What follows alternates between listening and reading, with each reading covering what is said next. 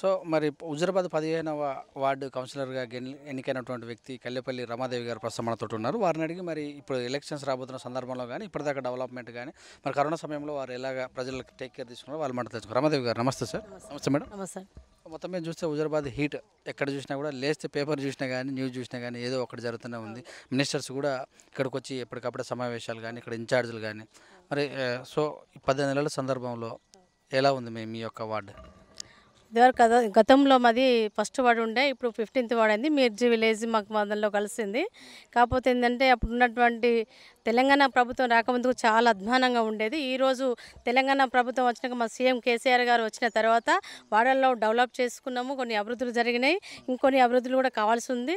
ఇదివరకు పట్టణ ప్రగతి ఉన్నప్పుడు మాత్రం కాస్త పనులు చేసినాము. మళ్ళీ కూడా ఈరోజు స్టార్ట్ అయిపోయింది పట్టణ ప్రగతి. పట్టణ ప్రగతి ద్వారా మేము ముందుకెళ్ళి ఎక్కడెక్కడైతే ప్రాబ్లమ్స్ ఉన్నాయో, ఎక్కడెక్కడ ఇబ్బంది ఉందో ఆ ఇబ్బందిని మేము క్లియర్ చేయడానికి మా వాడ ప్రజల తరపున మేము కూడా ముందుండి ఆ పనులు చేపిస్తామని చెప్పి మేము చెప్తున్నాం. మరి ఎలక్షన్స్ కూడా వస్తున్నాయి కనుక ప్రజలను ఎలా అప్రమత్తం చేస్తారు? మరి కేసీఆర్ గారు ప్రతిష్టాత్మకం తీసుకుని ఈసారి ఖచ్చితంగా కూడా హుజురాబాద్ ఇప్పటిదాకా గెలిచినటువంటి వ్యక్తి నా వ్యక్తి, నేను చెప్తేనే గెలిచినటువంటి వ్యక్తి అని చెప్పుకున్న సందర్భంలో ఈసారి ఎవరు నిలబడ్డ కూడా ఎలా ఉండదు పరిస్థితి? ఓకే సార్, ఇదివరకు మాకు మాజీ మంత్రి ఈటెల రాజేంద్ర గారు ఉండే, గత 7 సంవత్సరాల నుంచి మంత్రిగా ఉన్నారు, ఆర్థిక శాఖగా ఉన్నారు, ఇప్పుడు వైద్య ఆరోగ్య శాఖగా ఉన్నారు, ఈరోజు మాజీ మంత్రి అయినరు. కాకపోతే కావాల్సినంత స్థాయిలో మాత్రం మాకు ఫండ్స్ రాలేదు. మరి ఇప్పుడు తెలంగాణ ప్రభుత్వం వచ్చిన తర్వాత ఇప్పుడు రానున్న కాలంలో ఇప్పుడు ఎలక్షన్స్ ఉన్నాయి. అనవైన కారణాలలో ఆయన వెళ్ళిపోయాడు కాబట్టి తనతో మనం వెళ్ళాం కాబట్టి మా అభివృద్ధి ముఖ్యం. మా నాయకుడు మాకు బీఫామ్ ఇచ్చి మాకు గెలిపించిండు కాబట్టి మా కేసీఆర్ గారు ఆయన బాటలో మేము నడుస్తాం. మా మధ్య మొత్తం కేసీఆర్ గారికి ఉంటుంది. మా వార్డు ప్రజలు కూడా దాదాపు అందరము మా వార్డు ప్రజలందరం తీర్మానం చేసాము. మా కారు గుర్తుకే ఓటేస్తాం, మా ప్రభుత్వానికి వేస్తాం, మా అధినేతకే మేము కట్టబెడతామని చెప్పి ఏ వ్యక్తిని పెట్టినా ఎవరిని పెట్టినా కూడా మా అధినేత నేతృత్వంలో మేము నడుస్తామని చెప్పి మా వార్డు ప్రజలు కూడా అంటున్నారు. మా తరపున కూడా పూర్తి స్థాయిలో సపోర్ట్ కూడా మా అధినేత కేసీఆర్ గారికే ఉంటుంది. కౌన్సిలర్లందరినీ గంపగుప్తగా కొంటున్నారు అంటున్నారు కదా, దీని మీద మీ స్పందన ఎలా ఉంటుంది? సార్, ఇన్ని రోజులు ఆయనతో దాదాపు 20 సంవత్సరాలు మేము ఉన్నాం. మరి మాకు ఏ డబ్బులు ఇచ్చి ఉన్నాడు, తనతో మేము ఏ డబ్బులు ఇస్తే మేము ఉన్నాము. మరి ఈరోజు మేము కౌన్సిలర్ అయిన తర్వాత పార్టీ ఉన్న వ్యక్తులకు ఎవరైనా డబ్బులు ఇచ్చుకుంటారా? ఆ పార్టీకి గౌరవించి అధినేత గౌరవించి ఈరోజు మేము పార్టీలో ఉంటున్నాం. పార్టీకి మేము పనిచేసే వాళ్ళము, మేము పైసలకు అమ్ముడు పెట్టేవాళ్ళం. అయితే ఆయన ఎన్నిసార్లు ఇచ్చిండో పైసలు మమ్మల్ని ఈటెల రాజేందర్ మాకు చెప్పాలి. డెవలప్మెంట్ ఇప్పటిదాకా జరగలేదని మీ వాదన. పథకాలు ఎలా ఉన్నాయి? చాలాసార్లు నిజంగా చెప్తున్నా, తెలంగాణ ప్రభుత్వం వచ్చిన తర్వాత మా వాడలో కానీ ఈ నియోజకవర్గంలో కానీ ఎన్ని పథకాలు అంటే వృద్ధులకు పెన్షన్స్, భర్త చనిపోయిన వాళ్ళకు వితంతు పెన్షన్స్, ఒంటరి మహిళలకు ఎలాంటి ఇబ్బంది వాళ్ళకు ఆధారం లేకుండా వాళ్ళకి ఒంటరి మహిళగా ఇచ్చిండ్రు. ఊరి మీద అడుకున్న మన జోగిని అంటారు వాళ్ళనండి, దేవుడు చెప్పాడు, వాళ్ళే కూడా పెన్షన్ వస్తుంది. ఈరోజు 2000 రూపాయలు వస్తుంది. వికలాంగులకు 3000 రూపాయలు వస్తుంది. బోధేగాల వాళ్ళకు వస్తుంది.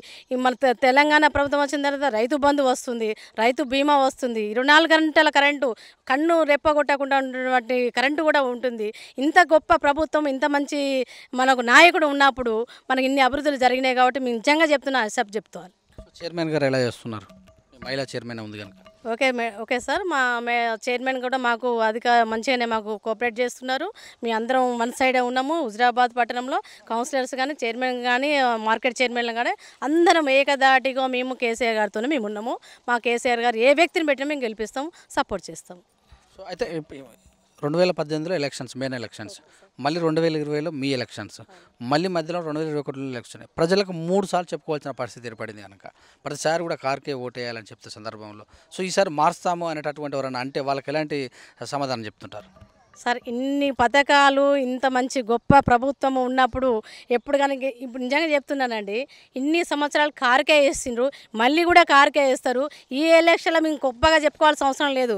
మా పథకాలే మమ్మల్ని గెలిపిస్తాయి, మా పథకాలే ముందుకు తీసుకెళ్తాయి తప్ప నిజంగానే మాకు కారుకే అని కొత్తగా చెప్పాల్సిన అవసరం మాకు లేదు.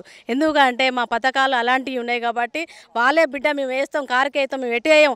పెద్ద మనుషులను అడుగు, ఎవరిని అడిగినా కూడా మా పెద్ద కొడుకు కేసీఆర్ గారు, మా కేసీఆర్ గారికి మేము ఓటేస్తాం, మాకు నెలకు ఎంతో కొంత వస్తున్నాయి, మెడిసిన్స్ పనిచేస్తున్నాయి. ఎప్పుడు ఈ 2018 ఎలక్షన్ వచ్చినా, ఇప్పుడే ఎలక్షన్ వచ్చినా, ఎప్పుడు వచ్చినా కూడా టీఆర్ఎస్ పార్టీ తప్ప, కారుకు తప్ప ఇంకా దానికి వేయరు. దళితుల సాధికారత గురించి కూడా నిన్న మన చర్చలు జరిగినాయి కదా, ఎంత మేరకు లబ్ధి చెందే అవకాశం ఉంటుంది? ఖచ్చితంగా అండి. మన సీఎం కేసీఆర్ గెలిచిన తర్వాత కొంతమందికి వరకు 3 ఎకరాల ల్యాండ్ కూడా ఇవ్వడం జరిగింది వాస్తవానికి.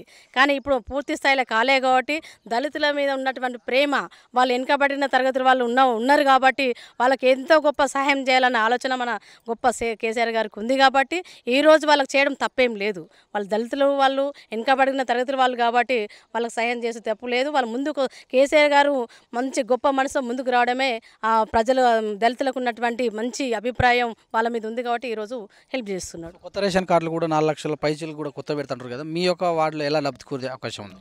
సార్ గతంలోనే చాలా వరకు వచ్చినాయి. కొత్త పెట్టుకున్న వాళ్ళు దాదాపు ఒక 2-3 సంవత్సరాల నుంచి పెట్టుకున్న వాళ్ళు ఉన్నారు. ఎవరైతే వాళ్ళకు ఉన్నారో ఖచ్చితంగా వాళ్ళందరికీ కూడా రేషన్ కార్డు వాళ్ళు ఇష్యూ చేస్తా అని చెప్పిండ్రు. కొత్తగా పెట్టుకున్న వాళ్ళకు కూడా వాళ్ళు ఆన్లైన్ చేసుకోమని చెప్పినాము. డెఫినెట్గా ప్రతి ఇంటికి రేషన్ కార్డు పోతుంది. ప్రతి ఇంటికి ఏదైతే తక్కువ ఉందో వాళ్ళకి ఏదైతే అందుతలేదో ఆ ఇష్యూలో కూడా మా కేసీఆర్ ముందుకు పోతాడు, వాళ్ళకి ఖచ్చితంగా హెల్ప్ చేస్తాడు. మీ వార్డు ప్రజలకు ఏం చెప్తారు మా టీవీ తరఫున?